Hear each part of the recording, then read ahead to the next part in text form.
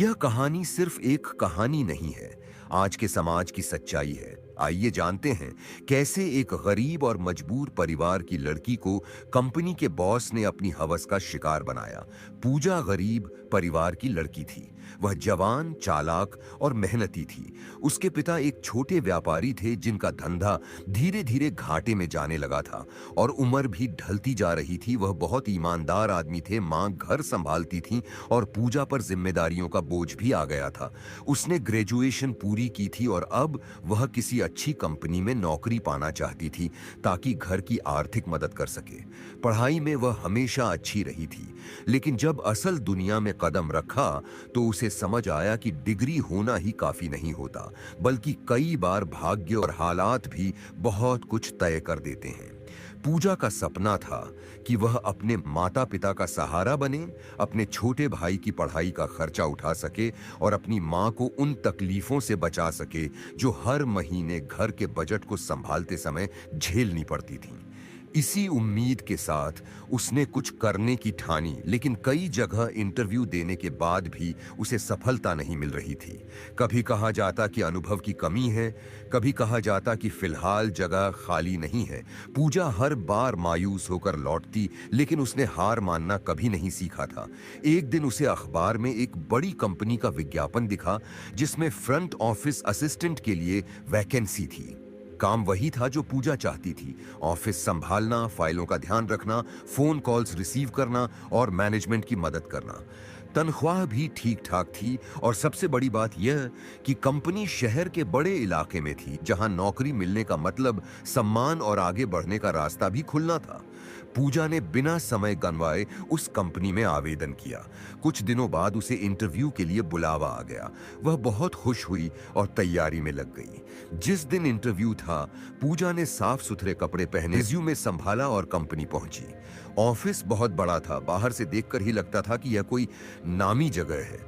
दिल में डर भी था और उम्मीद भी। जब पूजा इंटरव्यू के लिए अंदर गई तो उसका सामना कंपनी के बॉस से हुआ। वह 40-45 साल के बीच का आदमी था, बड़े आराम से कुर्सी पर बैठा था और उसकी नजर पूजा पर टिक गई। उसने पूजा से सवाल पूछे। पूजा ने पूरे जोश के साथ जवाब दिए। बॉस ने देखा कि लड़की में काबिलियत है, लेकिन उसके चेहरे पर एक ऐसी मुस्कान थी जिसने पूजा को थोड़ा असहज कर दिया। इंटरव्यू खत्म होने के बाद बॉस ने कहा, आप कल से ज्वाइन कर सकती हैं। पूजा की खुशी का ठिकाना नहीं रहा, लेकिन अभी उस मासूम को क्या पता अभी क्या क्या करना पड़ेगा। अभी तो वो इस बात से अनजान थी। फिर घर आकर उसने यह खबर सबको सुनाई तो मां की आंखों में चमक आ गई। पिता ने राहत की सांस ली और भाई ने खुशी से तालियां बजाईं। पूजा को लगा कि उसकी मेहनत रंग लाई।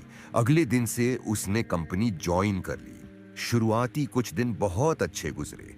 पूजा समय पर आती, ईमानदारी से काम करती और सबके साथ विनम्र रहती।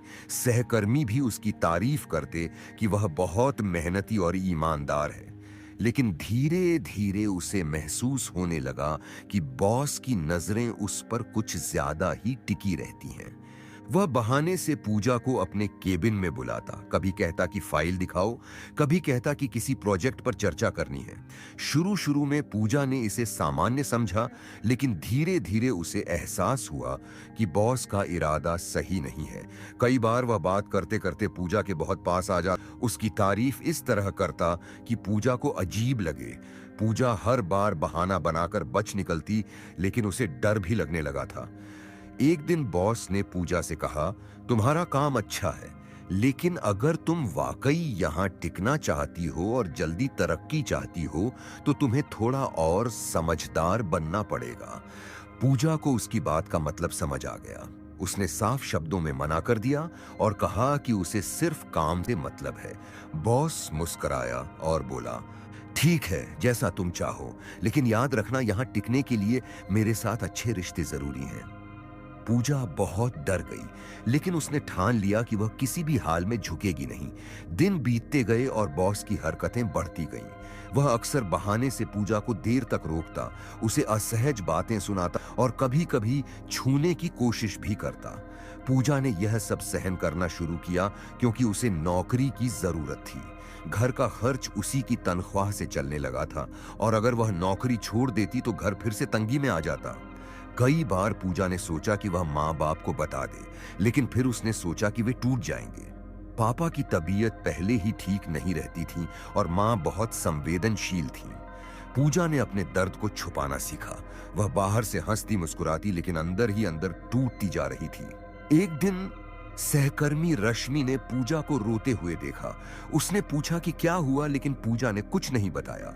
रश्मि ने कहा, देखो, अगर कभी कुछ गलत हो रहा है तो चुप मत रहना, आवाज उठाना जरूरी है। पूजा ने पहली बार किसी के सामने अपना दिल खोला और सारी बात बता दी।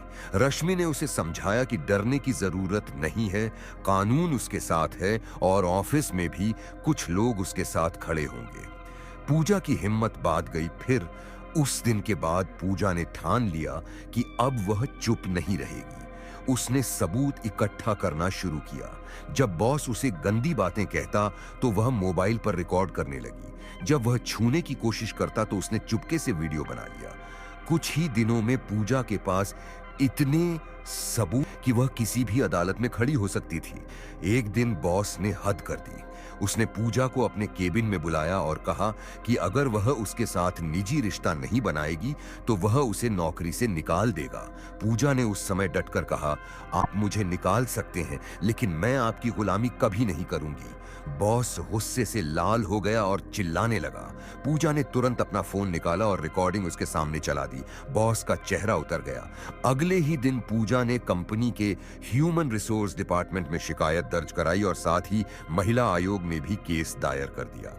मीडिया तक यह खबर पहुंच गई और देखते ही देखते मामला बड़ा हो गया। ऑफिस में बाकी कर्मचारी भी पूजा के साथ आ गए क्योंकि वे सब बॉस की करतूतों से परेशान थे, लेकिन डर के कारण कभी कुछ बोल नहीं पाए थे। कुछ ही हफ्तों में बॉस को पुलिस ने गिरफ्तार कर लिया।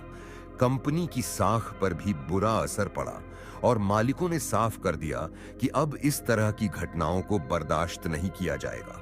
पूजा ने अपनी हिम्मत और ईमानदारी से न सिर्फ खुद को बचाया बल्कि और भी लड़कियों के लिए रास्ता खोला।